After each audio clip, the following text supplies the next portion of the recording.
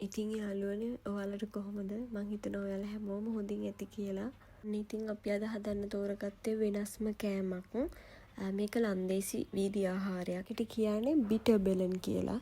ඉතිහාසය ගැන අපි කතා කළොත් එහෙම මේක ඉතිහාසය ක්‍රිස්තුස් වහන්සේගේ උපතට අවුරුදු 200කට පෙර ඉඳලා තිබ්බ ඉතිහාසයක් තියෙන්නේ. බිටර් බෙලන් කියන මේ ආහාර කෑම ජාතිය මුලින්ම ලන්දේසින් අතර ජනප්‍රිය වෙලා තියෙන්නේ. මේක කට්ලට් එකක් විදිහටවත් මේක ගැඹුරු තෙලේ බැදලා ආහාරයට ගන්න ආහාරයක් විදිහට නෙමෙයි. බෙලන් කියන නම ඇවිල්ලා තියෙන්නේ ඇත්තටම දරුවොත් පසු කාලිනව. ඒ ගැන මම අන්තිමට සඳහන් කරන්නම්. එතකොට මේ කෑම ජාතිය මුලින්ම හදන්නේ ලන්දේසිවරුන්ගේ මුල් ජීවන රටාව වෙලා තිබ්බේ දඩයමින් ජීවත් වෙච්ච ජීවන රටාවක්. පසු කාලිනව මේ දඩයමින් ජීවත් වෙන මිනිස්සු ඒ දඩයම් කරගෙන එන ආහාර අපත යන එක වළක්වීම සඳහා ආදපු කෑමක් තමයි මේ බිටර් බෙලන් කියලා කියන්නේ. මේක මුල් කාලයේ හදලා තියෙන්නේ තලපයක් විදියට. යලා ඒක රොටියක් විදියට තමයි ආහාරයට අරන් තියෙන්නේ. ඊට පස්සේ 16 වෙනිදා 17 වෙනි සියවසේ ඉස්පාඤ්ඤය විසින් ලන්දේසිවරුන්ව ආක්‍රමණය කරනවා. මේ ආක්‍රමණයත් එක්ක ලන්දේසිවරුන්ට ඉස්පාඤ්ඤයේ ආහාර රටාව හඳුන්වා දෙනවා. එතකොට ඒකෙන් ප්‍රධාන වශයෙන්ම ආහාර රටාවේ තිබ්බ වෙනසක් තිබිලා තියෙන ඉස්පාඤ්ඤවරුන් අතරේ එයාලා ආහාරයට ගන්න කෑම වලින් බොහොමයක් ඩීප් ෆ්‍රයි කියලා කියනවා. අපි කියන ගැඹුරු තෙලේ බැදීම කියලා. ඒ ගැඹුරු තෙලේ බැද ආහාරයට ගන්න ආහාර තමයි ඉස්පාඤ්ඤ සංස්කෘතිය තුල තිබිලා තියෙන්නේ. එතකොට මේ ඩීප් ෆ්‍රයි කියන ඉස්පාඤ්ඤවරුන්ගේ තිබ්බ ආහාර සංස්කෘතිය තදින්ම මේ බිටර් බෙලන් කියන වීදි ආහාරයත් එක්ක සම්මිශ්‍රණය වෙලා තියෙනවා.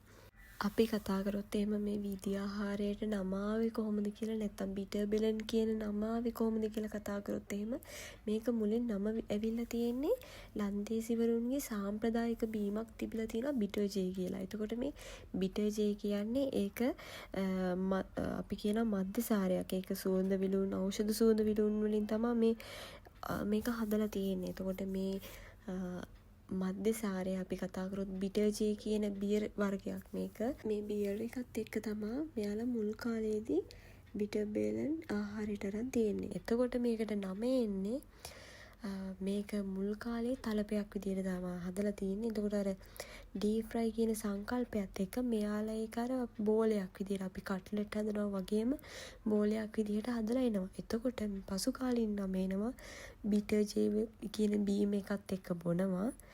මේක බෝල් එකක් වගේ මේක නම එනවා බිටර් බෝල් කියන නම. නමුත් මේක බිටර් බෙලන් කියලා තමයි ප්‍රසිද්ධ වෙලා තියෙන්නේ. එතකොට මේ බිටර් බෝල් කියන නම පසු කාලිනාවට මේක ඇත්තටම කතා කරොත් අවුරුදු ක්‍රිස්තුස් වහන්සේගේ ඉපදීමටත් පෙර, ඒ කියන්නේ අවුරුදු 200කට පෙර තමයි මේ බිටර් බෝල් කියන ආහාරය ඇවිල්ලා තියෙන්නේ. හැබැයි ඒ කාලේකට නමක් තිබිලා නැහැ.